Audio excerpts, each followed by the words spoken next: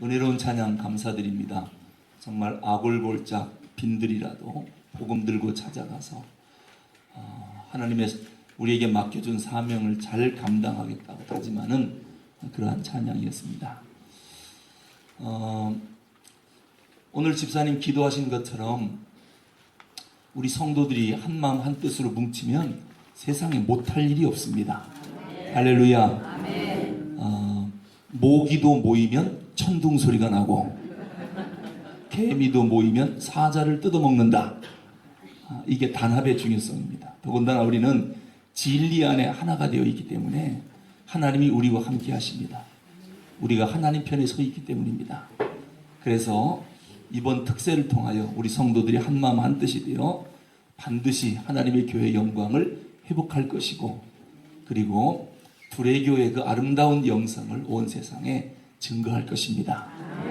이 일은 하나님의 뜻이기에 반드시 이루어질 것입니다. 열심히 기도하고, 특히 오늘도 중요한 일이 있습니다. 장로 부존재 그리고 공동의회 무효소송이 오늘 있습니다. 2시 반 3시 여러분 그 시간을 기억하고 아침부터 열심히 기도하시기 바랍니다. 하나님의 공의가 재판장에서부터 이루어질 수 있도록, 불법이 재판장에서 통하지 않도록, 아시겠죠? 하나님의 의가 나타나도록 열심히 기도하시기 바랍니다. 우리는 예수 믿는 사람들을 성도님, 성도님 이렇게 부릅니다. 저는 이 성도라고 하는 말이 가장 좋다고 생각해요.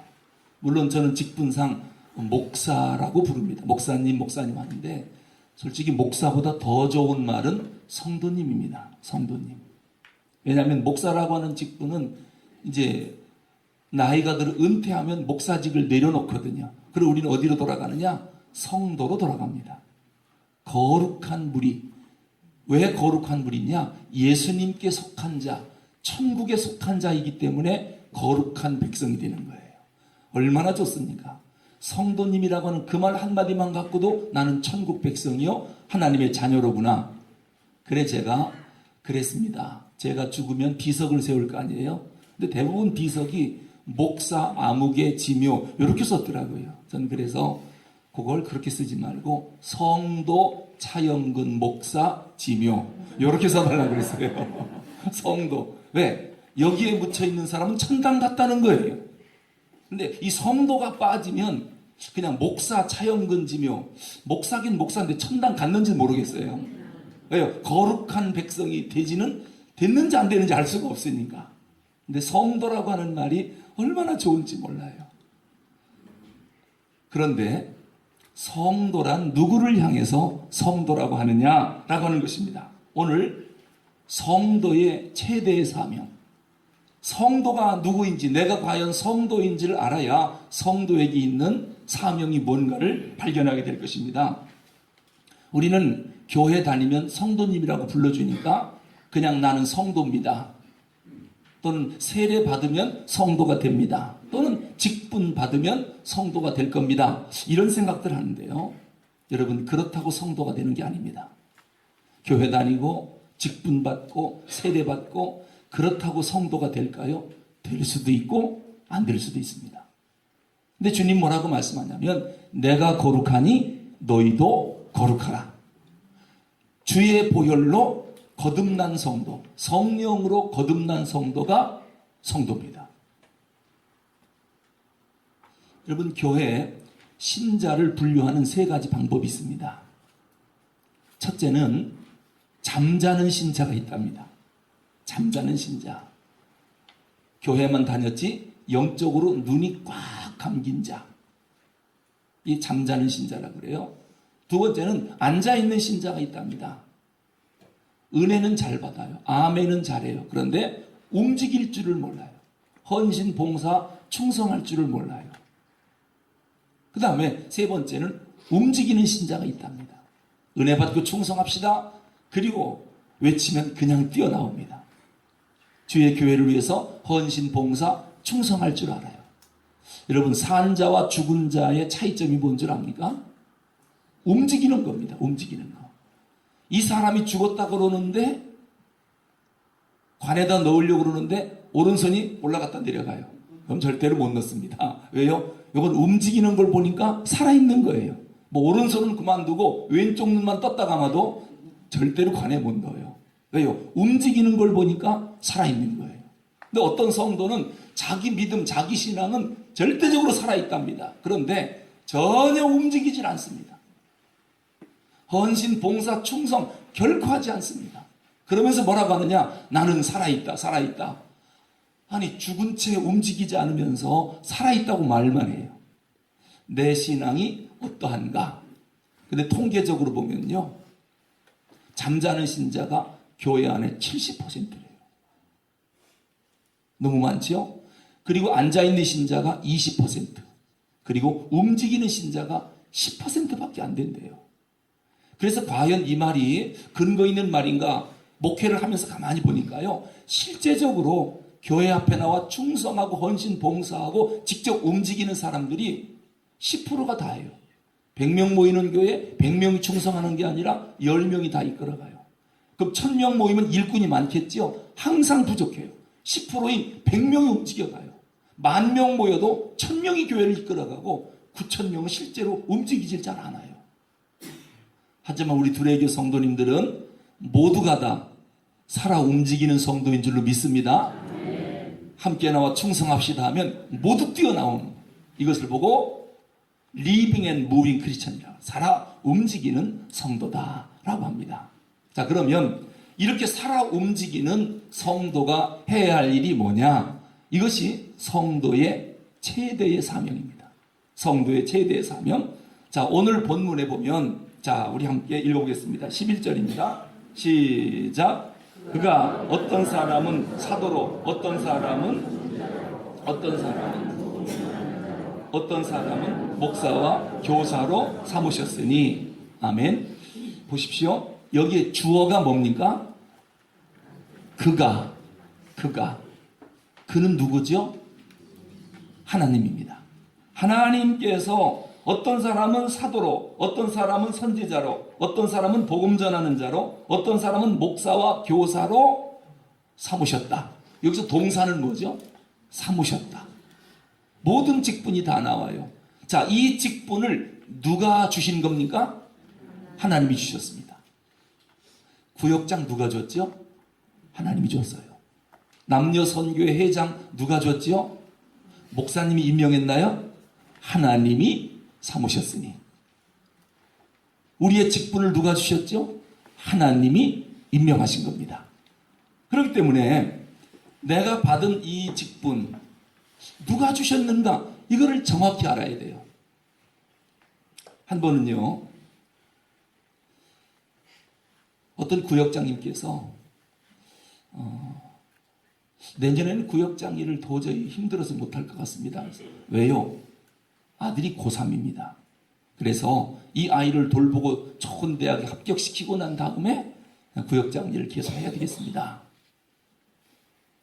그런데 곧 이어서 어느 교회학교 선생님이 또 들어왔어요. 들어와서 목사님, 저도 내년에 교사직을 좀 잠깐 내려놨으면 좋겠습니다. 왜요? 워낙이 바빠가지고요. 시간 낼 수가 없습니다. 여러분, 연말 되면 이런 성도님들이 있습니다. 그래 제가 대답을 했습니다. 그런데 그걸 왜 나한테 갖고 와서 얘기합니까? 아니, 그 직분을 제가 드렸습니까? 그 주님이 준 거 아닌가요? 그러니까 저한테 못하겠다고 하지 마시고 주님께 사표를 내세요. 주님께. 이렇게 오늘 기도하세요. 하나님, 우리 아들이 고3이라 내년에는 구역장 못하겠습니다. 아무리 사명이라도 감당 못하겠으니 모든 책임은 내 아들과 내가 천당 가서 지겠습니다. 그렇게 기도하고 내려놓으세요. 내년에 제가 교사 못하겠습니다. 여기에 대한 모든 책임은 제가 천당 가서 질 겁니다. 이렇게 하고 하나님께 사표를 내야지, 마치 제가 준 것처럼 왜 저한테 못한다고 합니까? 여러분, 오늘 이 사명 누가 주신 겁니까? 하나님이 주셨습니다. 그런데 우리는 하나님이 주신 이 사명을 소중하게 생각할 줄을 몰라요. 자, 그러면 왜 이 사명을 하나님이 우리에게 주셨을까? 세 가지 하라고 이 사명, 이 직분을 주신 것입니다. 첫째가 뭐냐면 성도를 온전케 하며 성도를 온전하게 하라고 우리에게 직분과 사명을 주셨다는 거예요. 여기서 온전하게 하다라고 하는 말은 양육하다라고 하는 뜻입니다. 양육. 그러니까 양육은 누가 하는 거냐라고 하는 질문이 나와요. 우리는 그거 목사님이 하시는 거 아닙니까? 그 교역자들이 양육하는 거 아닙니까? 그렇지 않아요. 양육은 은혜 받은 성도는 누구든지 해야 됩니다. 보십시오. 왜 우리에게 이러한 직분을 주셨을까? 성도를 온전하게 하라고, 성도를 양육하여 바로 세우라고 이 직분을 우리에게 주신 거예요. 그러니까 은혜 받은 성도는 누구든지 양육자가 되어야 한다. 여러분, 한 영혼을 구원하려면요, 두 가지가 이루어져요. 우선 전도에는 인도와 양육이 있습니다. 인도와 양육. 인도는 뭐냐면요, 말씀 그대로 무조건 끌어다가 앉혀놓는 거예요. 뭐 묻지 않고, 뭐 도둑이든 사기꾼이든 상관없습니다. 누구든지 데려다가 내 집을 채우라. 그냥 끌어다 앉혀놓는 것을 인도라고 그래요. 인도. 그럼 양육은 뭐냐? 인도했으면 이 사람이 하나님의 말씀을 잘 지키며 살 수 있도록 가르쳐 지키게 하라. 여기까지 훈련시키는 것을 양육이라고 그래요. 그런데 전도학에서 이런 말이 있습니다. 인도는 꽃이지 아직 열매는 아니다. 무슨 말인지 아시겠습니까? 하지만 많은 열매를 맺으려면 우선 뭐가 많이 펴야 됩니까? 꽃이 많이 펴야 됩니다. 이 봄이 되면 시골에 가면요, 얼마나 사과꽃, 백꽃들이 많이 피는지 몰라요. 정말 탐스럽습니다. 어떤 사람이 그래요. 백꽃이 만발했잖아요. 하얀 꽃이. 그러니까 하는 말이, 야, 올해도 배가 풍년이구나. 여러분, 백꽃 많이 폈다고 풍년입니까? 수도 없이 떨어집니다. 엊그제 태풍이 많이 불지 않았습니까? 분명히 사과 배가 다 떨어졌을 겁니다. 어제 뉴스에 나오는 거 보니까 출하를 며칠 앞두고 배가 다 쏟아져 갖고 수많은 피해를 농가들이 입었더라고요. 그러니까 이게 중간에 떨어지면은 이게 열매가 아니에요. 열매가 아니에요. 그래서 꽃을 열매로 아는 사람을 바보다라고 하는 영어 속담이 있습니다. 그러나 우선 열매를 많이 맺으려면 꽃이 많이 펴야 됩니다. 옛날에 시골에도 농사를 지을 때요, 건불이라고 있습니다. 건불. 아십니까? 탈곡을 하고 나면 막 건불이 산더미처럼 쌓여요. 그럼 그걸 불태우면 되는데 어머니는 꼭 뭐라고 하느냐? 안 된답니다. 이 건불도 바람 부는 데다가 막 흔들면은 건불은 날아가고 그 속에 또 알맹이가 떨어져요. 마지막 알맹이를 추수하려고 건불을 막 흔드는 거예요. 바람에다가. 그래서 추수를 마지막 해요. 마찬가지입니다. 일단은 건불이 많으면 쏟아지는 알맹이도 많아요. 근데 건불이 없다. 그럼 그나마 쏟아질 것도 없죠. 열매를 많이 맺으려면 우선 꽃이 많이 펴야 됩니다. 우리가 12.3 홈커밍데이 및 전도 축제의 의미가 뭐냐? 일단은 인도하는 거예요. 그래서 한 번만 와보라는 거예요. 와서 복음을 한 번 들어보라는 거예요. 한 가족이든 세 가족이든 일단 한 번 와서 한 번 복음을 들어보라는 거예요. 그러면 그 복음을 듣고 성령님이 역사해서 마음문을 열고 다시 회심하고 회복하고 주께로 돌아오는 알곡들이 있는 거예요. 그러나 꽃이 모두 열매는 아니에요. 그러나 그 꽃을 열매로 많이 만드는 것이 농부의 기술이에요. 꽃을 다 떨어지게 만들면 그건 기술이 없는 거지요. 그래서 나뭇가지가 찢어질 정도로 많이 달리게 하고 좋은 과일을 따는 것이 농부의 기술 아니겠습니까? 이 모든 일은 성령님이 하실 것입니다.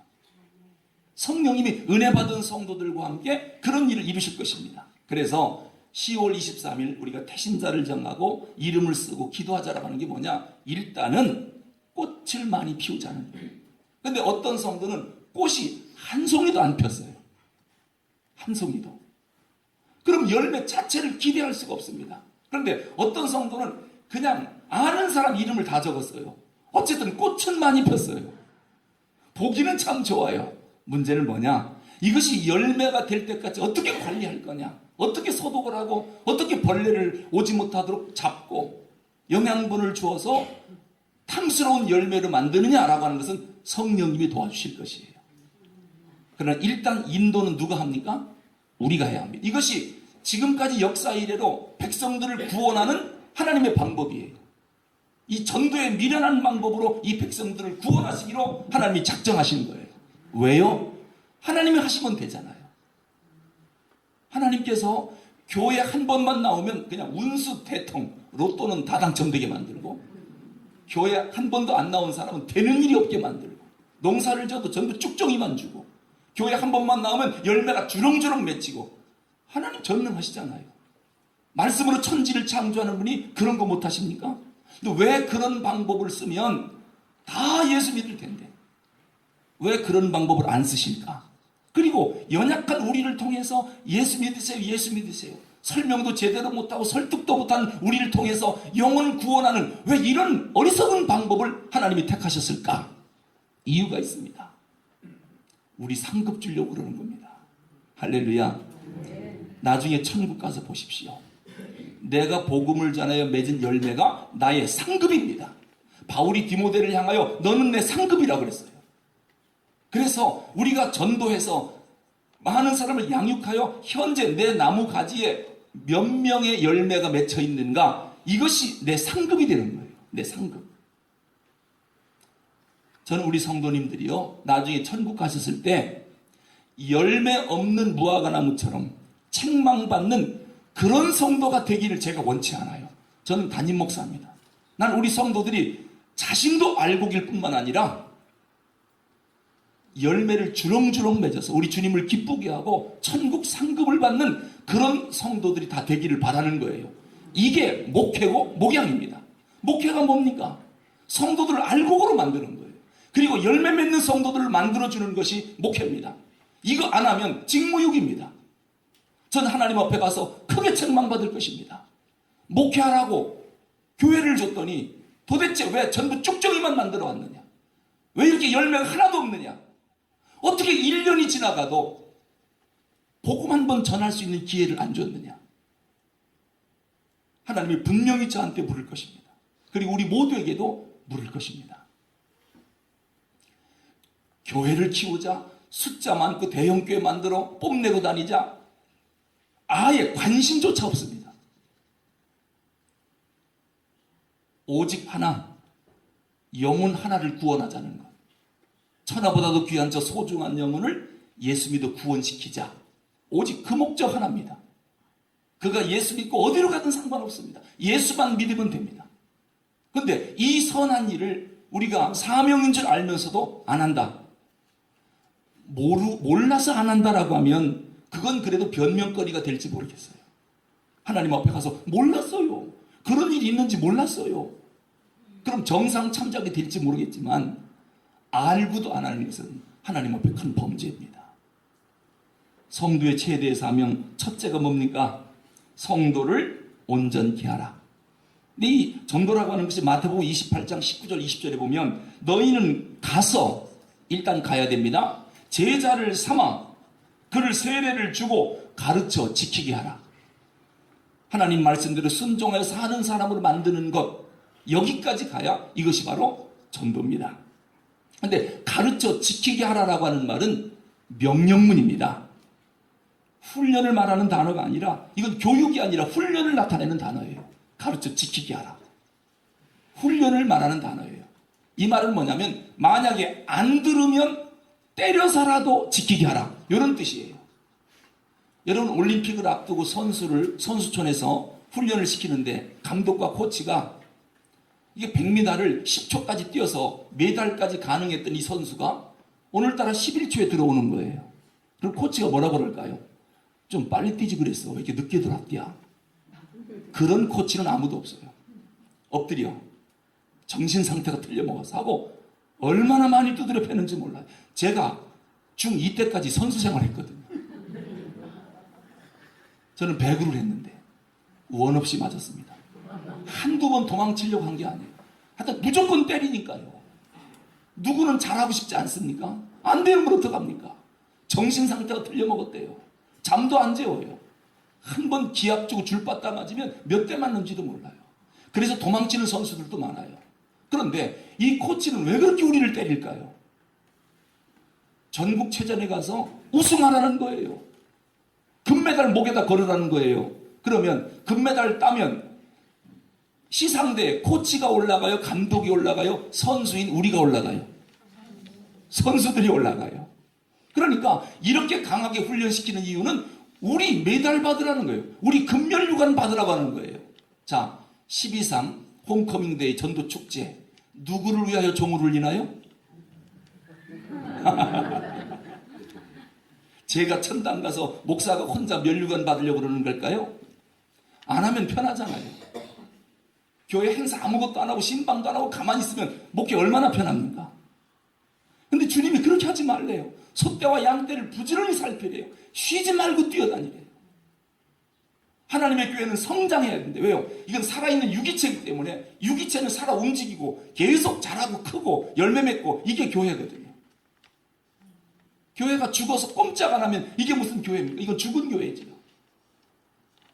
그래서 시상대에 전 우리 성도님들이 다 올라갈 수 있기를 바라는 거예요. 그 첫 번째 작업이 뭐냐? 이름 쓰는 것, 태신자를 정하는 것부터 시작하는 거예요. 한 번은요, 이 태신자를 정하는데 어떤 분이 이름을 적는데 전화국에 가서 전화번호부 책을 하나 빌려가지고 이름을 다 적어내는데요. 알지도 못하는 사람 다 써냈어요. 그래서 왜 이렇게 많이 써했더니 어쨌든 꽃은 많이 펴야 되니까. 나는 그 중심이 너무너무 아름다운 거예요. 순종하려고 하는 그 마음이 너무도 아름다워서 제가요, 태신자 작정 1등짜리 제가 시상을 했어요. 이분은 시상 받으려고, 상 받으려고 이름 다 써낸 건 아니에요. 아니, 어떻게 전화번호부 책을 갖다 놓고 이름을 다 베껴냅니까? 왜? 예수 믿는지 안 믿는지 모르지만 믿으면 좋고 안 믿어도 이름을 써놓는 거예요. 그래가지고 수도 없이 써낸 겁니다. 태신자 작정을. 최소한도 우리가 이런 성의는 하나님께 보여야 되지 않을까요? 우리가 태신자를 작정하는데 지금 이 기간이지요? 고민들 많이 할 거예요. 누구를 쓸까? 도대체 떠오르는 사람이 없다. 그렇다면 세상 사람에 대해서 관심이 없어요. 우리나라에 지금 5천만 백성 가운데 4천만 이상이 교회 안 다녀요.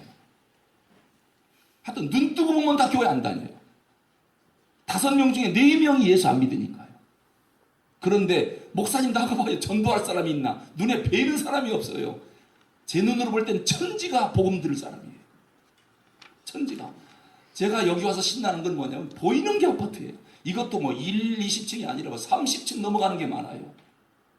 제가 봉화에 있을 때는 도대체 아파트가 안 보여요. 2층 집도 없어요. 전부 농가 고울고울 산속마다 숨어 있어요. 숲속에. 도대체 이러한 동네에 사람이 사는가? 한참 들어가 보면 민가가 하나 있고 그런데도 거기에서 집집마다 다니면서 다 끌어냈어요. 다 끌어냈어요. 왜요? 교회의 목적이 뭡니까?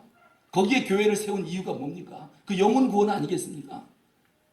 그 깡촌에서 교회가 부흥한다는 것은 상상도 못해요.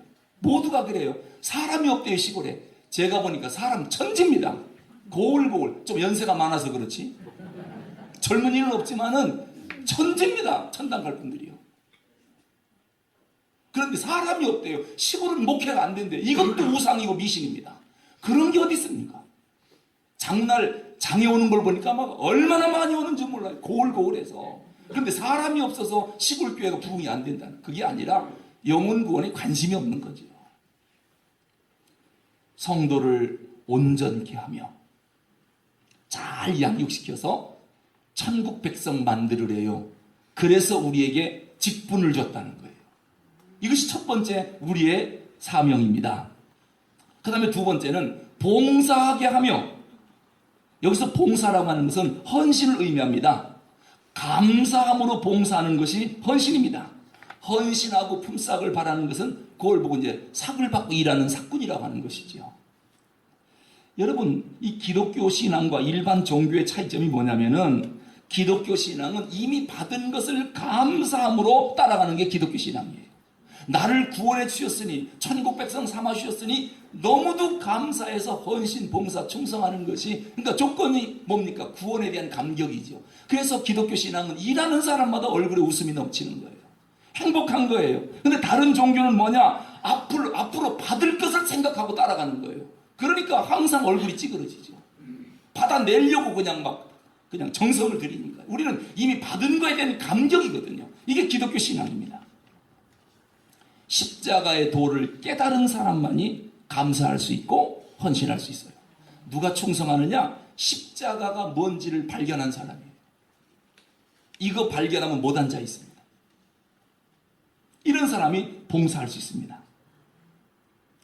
사실 하나님께서 우리에게 필요한 모든 것은 다 공급하셨어요.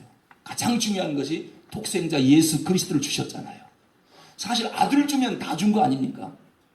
근데 우리는 하나님 앞에 이 받은 바 은혜가 이렇게도 큰데 조그만 거 하나 받으면 너무 조그만 거 하나 충성하면 막 배를 내밀고 다녀요. 하나님 우리한테 뭐라 그러냐면은 너 왜 배 내밀고 다니냐?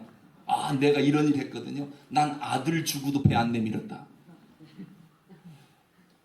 십자가의 도를 깨달은 사람만이 눈물로 감격하며 헌신 봉사할 수 있어요.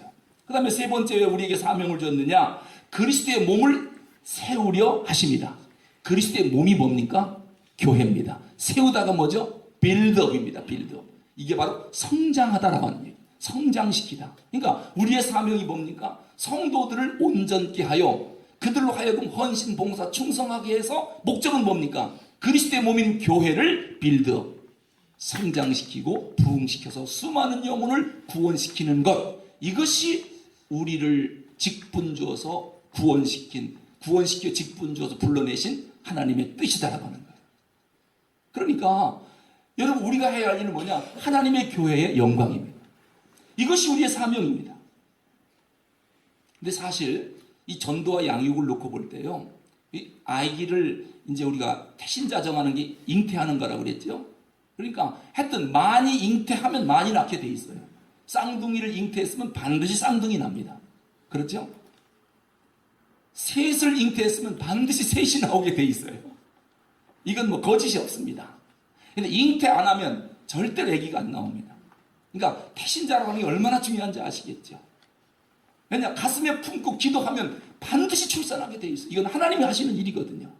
영혼 구원은 기도를 통해서 이루어지는 거거든요. 우리가 가서 말하고 설득한다고 그것으로 설득돼서 나오는 게 아니에요. 가슴에 품고 하나님께 기도하면 하나님 뭐라고 말씀합니까? 네가 이 영혼을 놓고 기도만 하면 내가 구원시키겠다는 거예요. 네 기도를 듣고 내가 움직이겠다는 거거든요. 이 성령님이 하시는 일인데 우리는 성령님이 하실 수 있는 기회조차 안 드리는 거예요. 우리가 이름을 적어놓고 하나님, 이 사람은 꼭 예수 믿고 구원받았으면 좋겠습니다. 그리고 하나님 앞에 기도하면 성령께서 그 기도를 들으시고 마음에 감동을 줘서 언젠가 나 좀 데리고 가, 나도 예수 믿고 싶어, 이런 마음이 생긴다니까요. 이게 언제인지는 모르지만 잉태하면 반드시 출산합니다. 그것이 10월 23일이 될 수도 있고 11월 23일이 될 수 있고 내년이 될 수도 있고, 어쨌든 가슴에 품고 기도하면 반드시 택한 영혼은 주님께로 돌아오게 되어 있다라고 하는 것입니다.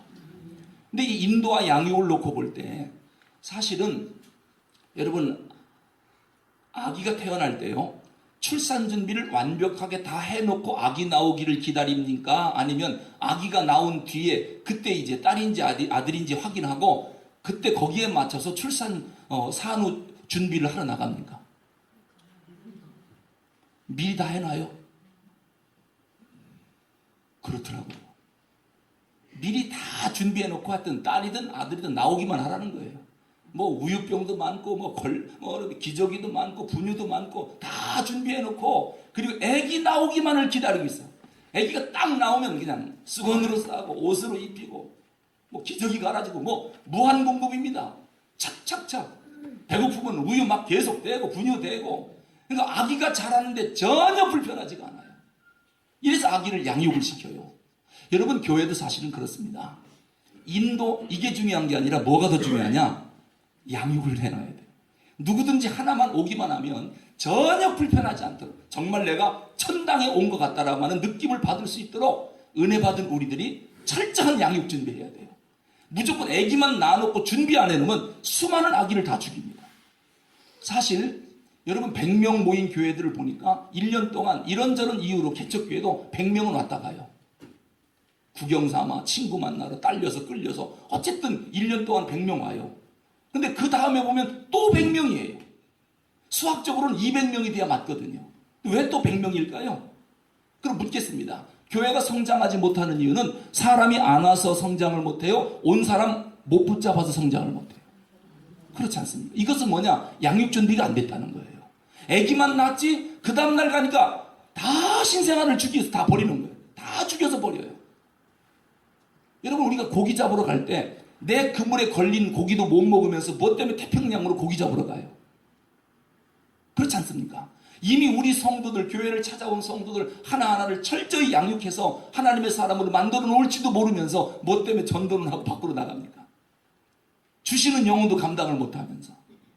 그러므로 우리는 철저하게 양육 준비부터 해야 됩니다. 새가족부로부터 양육 훈련팀 다 준비해놓고 새가족이 하나 오면은 가르쳐 지키게 하라.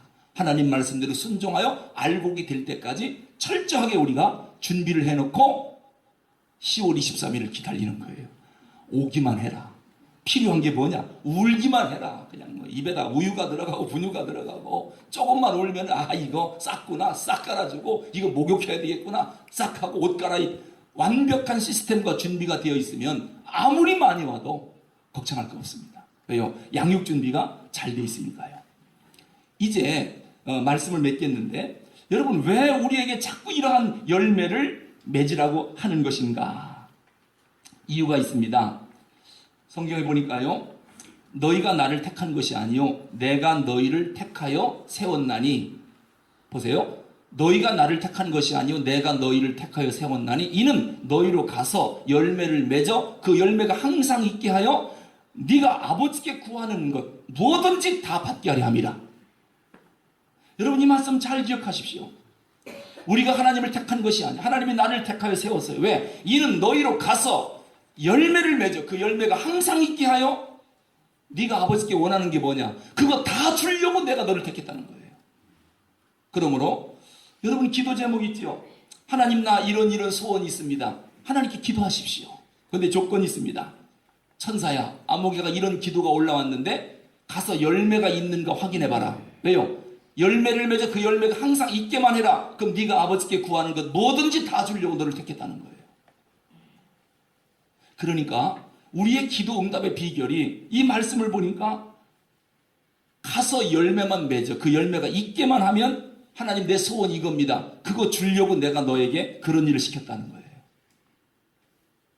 오늘 하나님 앞에 열매만 맺으십시오. 우리 자녀들이 아빠 나 핸드폰 사줘요. 그럼 뭐라고 말합니까? 너 인류대학만 합격해. 합격해. 내가 뭘 원하대? 합격만 해. 핸드폰이 뭐냐? 원하는 자전거도 사주고 다 사줄게. 합격만 해. 하나님 오늘 우리에게 그래요. 하나님, 나 이거 주세요. 가서 열매만 맺어. 뭐든지 구하는 거 다 주려 함이라. 너 원하는 게 뭐냐? 가서 열매만 맺어. 그 열매가 항상 있게만 해라. 그럼 너 원하는 게 뭔지 내가 알아. 이게 기도 응답의 비결이고 소원 성취의 비결이에요. 사명으로 유턴해야 됩니다. 우리의 사명이 무엇인지 오늘 본문이 분명히 말씀합니다. 이 사명을 잘 감당해서 하나님 앞에 가서 칭찬받는 우리 모두가 될 수 있기를 주님의 이름으로 축원합니다. 기도하겠습니다.